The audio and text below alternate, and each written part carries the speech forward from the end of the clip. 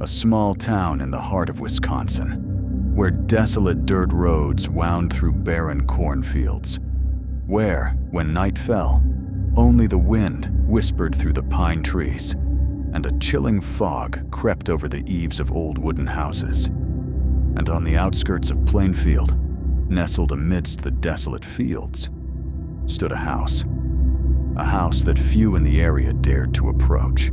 It stood there for decades. No lights, no human sounds, windows covered in dust, rotten wooden walls looking ready to collapse. But what sent shivers down people's spines wasn't just how creepy the house looked. It was the chilling stories whispered through generations about the man who lived inside. A name no one wanted to speak. I'm Detective Johnny. My job is to revisit unsolved cases, old files, forgotten evidence, and secrets buried by time. But this case was unlike any I'd ever pursued. It began with a missing person and ended with a discovery that shocked American judicial history. Today, I'm going to tell you about Ed Gein, the man who lived alone in the desolate fields, and his house, the birthplace of nightmares. December 1954, Pine Grove, Wisconsin. Snow fell silently on the wooden rooftops, blanketing the dirt roads in white. Night cloaked the quiet countryside, utterly devoid of human presence. Mary Hogan, 51, owned a small roadside tavern, serving weary travelers, truck drivers, long-haul passers-by, and even those whose origins were unknown. She was a German woman with a thick European accent, a sturdy build, and an angular face with eyes that weren't easily intimidated. Mary lived alone, strong and outspoken. Anyone who treated her badly would get an earful. But she was also the kind of person who would ladle you a hot bowl of soup at 2 a.m. if she saw you shivering by the road. Some loved her, some feared her, some rumored she was eccentric, but everyone was familiar with the sight of Mary behind the counter, sleeves rolled up, grumbling, then breaking into laughter. Until that night, the tavern door was silently shut. No lights, no sound, and Mary vanished. The scene early the next morning, a neighbor passing by noticed the tavern hadn't opened yet. Strange. Mary never overslept, especially not during the quiet winter season. He knocked on the door. No answer. He walked around and found the back door ajar, with faint footprints in the snow. He immediately called the police. When the police forced their way inside, a chilling scene unfolded. The bar counter was overturned. A large blood stain stretched from behind the counter, trailing like a vivid red snake, leading out the back door and dissolving into the white snow in the backyard. No body, no trace of Mary. Only a single .32 caliber shell casing lay scattered under the counter. Police searched for weeks. They scoured the entire forest, waded knee-deep through mud around the frozen lake. But Mary Hogan seemed to have vanished into thin air. The case faded into obscurity. No suspects, no motive. Only a whisper lingered around town that something or someone had come and taken the woman they once considered eccentric. It wouldn't be until 3 years later that people would find out where she had gone. And that place was more terrifying than anyone could ever imagine. November 16th, 1957. Plainfield, Wisconsin. A small, picturesque, peaceful town where everyone knew each other's names and shop doors could be left open all night with no fear of theft. In the center of town, right on the corner, was an old store called Worden's Hardware. The owner was a 58-year-old woman, Bernice Worden. People called her the town's mother. She was widowed early, raising her son Frank on her own, who later became the deputy sheriff.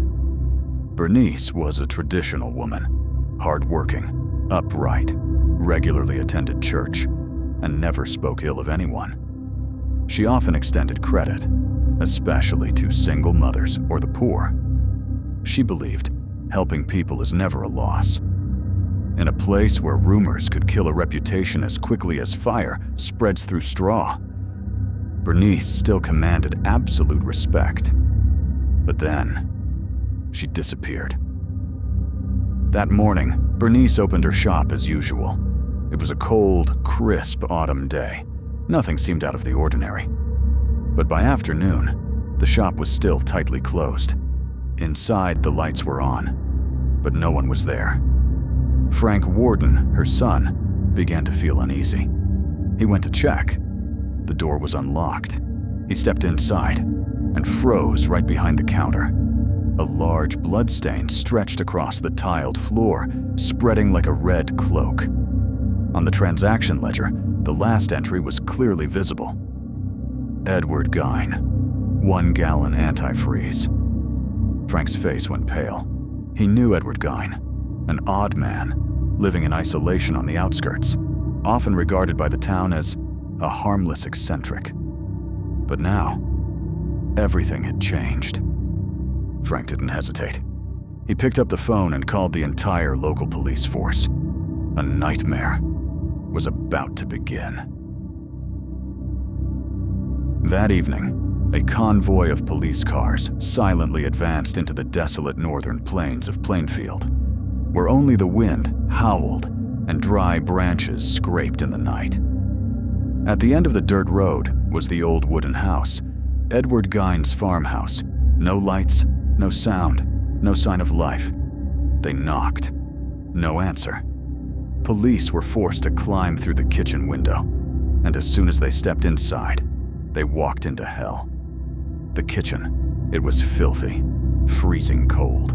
The smell of dampness, rat droppings, and something else, an unidentifiable stench. On the gas stove, a metal pan was still warm. Inside was a human heart, dark red, beginning to stiffen. The refrigerator was open. Inside were strange pieces of meat, loosely wrapped in old newspaper, as if he had just prepared dinner. The living room, what was once a reception area, was now a charnel house. An old armchair, upholstered with human skin, crudely stitched together. A lampshade, made from a real human face, the skin taut, the eye sockets hollowed out. On the walls hung bizarre items no one dared to touch. When police opened a cabinet, they gasped. A human skin mask, complete with nose, eyelids, and cheek sections, neatly cut as if for wearing. A jumpsuit made from female breast skin, complete with nipples, sewn into a human form. A belt made from real nipples, arranged in a grotesque pattern. In addition, there were human skulls used as bowls, gloves made from real human hands, hats sewn from scalps and victims' hair. Only one room in the house was untouched. The door was locked. Everything was intact, as if Mrs. Augusta had only just left that morning. On the bed lay a white sheet. On the table were a Bible, a wooden crucifix, and an old portrait of his deceased mother. Everything was clean, quiet, like an altar in a living hell. The shed-out back. That was the last place they checked. An old, freezing shed, with wind whistling through every crack in the door. In the beam of a flashlight, something hung dangling in the darkness. A completely skinned human body, hanging upside down from the ankles on a rafter. Its chest and abdomen were cut open like an animal in a slaughterhouse. That was Bernice Warden. Her head was stuffed in a burlap sack, and her heart was on the stove, where the police had just stood minutes before. That night, Plainfield was no longer a peaceful town. It became a landmark for one of the most horrifying cases in American criminal history. The next day, As news of Bernice Worden spread through Plainfield like wildfire on a winter night, many began to recall things they should have noticed sooner.